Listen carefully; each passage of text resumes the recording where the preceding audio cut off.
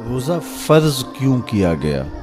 सवेर से लेकर शाम तक सब कुछ होने के बावजूद भूख और प्यास में वक्त गुजारना और मुयस्सर होने के बावजूद एक घूंट भी हलक से नीचे न उतरने देना, आखिर इसमें क्या हिकमत थी?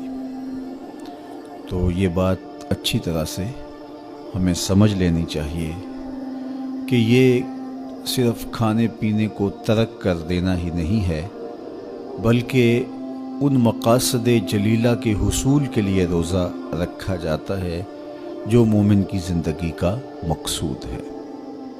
और अगर कोई शख्स खाना पीना तो तर्क कर देता है लेकिन उन उमूर से नहीं रुकता जिन उमूर से रोकना इन रोज़ों का मकसूद था, तो उसका रोज़ा नहीं कहलाता।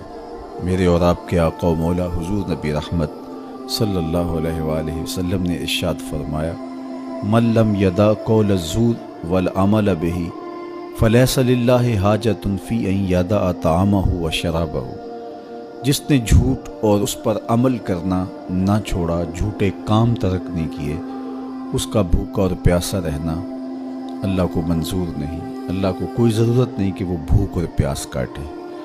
रोज़े में तो उन उमूर से भी रोक दिया गया जो उमूर आम ज़िंदगी में जायज़ थे, जो मशरू थे, मुबाह थे, लेकिन रोज़े में उन जायज़ मुबाह उमूर से भी मना कर दिया गया।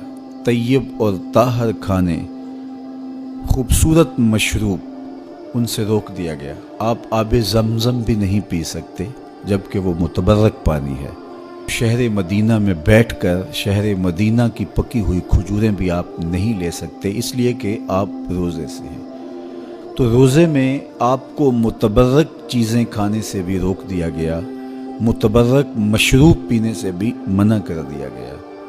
तो मुझे बताइए, जो रब आपको मुतबर्रक मशरूब और पाकीज़ा खानों से भी एक मखसूस वक्त के लिए रोक रहा है, तो जिन उमूर से आम ज़िंदगी में शरीयत इस्लामिया ने हमें मना किया, हमारे रब ने हमें मना किया, तो अगर रोज़े के दौरान हम वो उमूर बजा लाएं तो फिर रोज़े की मकसदियत हासिल नहीं होगी। तो इसीलिए फरमाया, जिसने झूठ और झूठे काम नहीं छोड़े, उसके भूखा और प्यासा रहने की अल्लाह को कोई ज़रूरत नहीं है।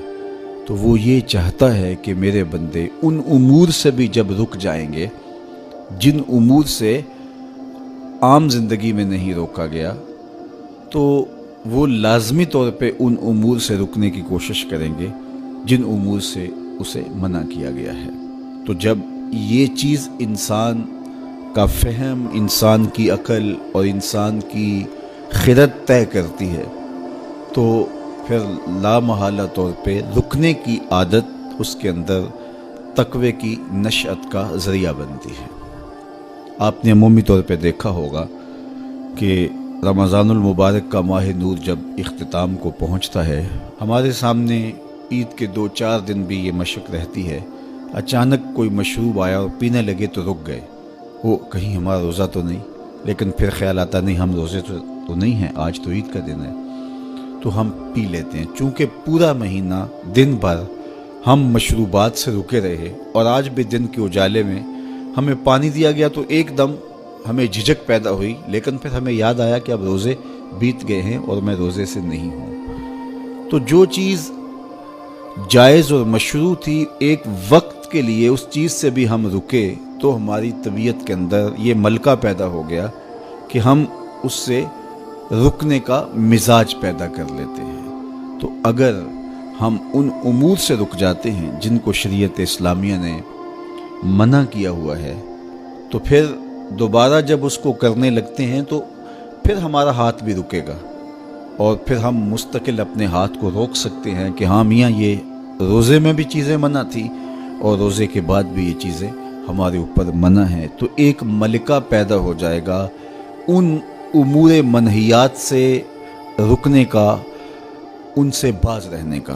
तो गोया یہی تقوی ہے کہ جو اللہ جل شانہ نے ہمارے اوپر حرام کیا ہے اس سے ہم رک جائیں، جس کام کے کرنے کا حکم دیا ہے اس کام کو ہم بجا لائیں۔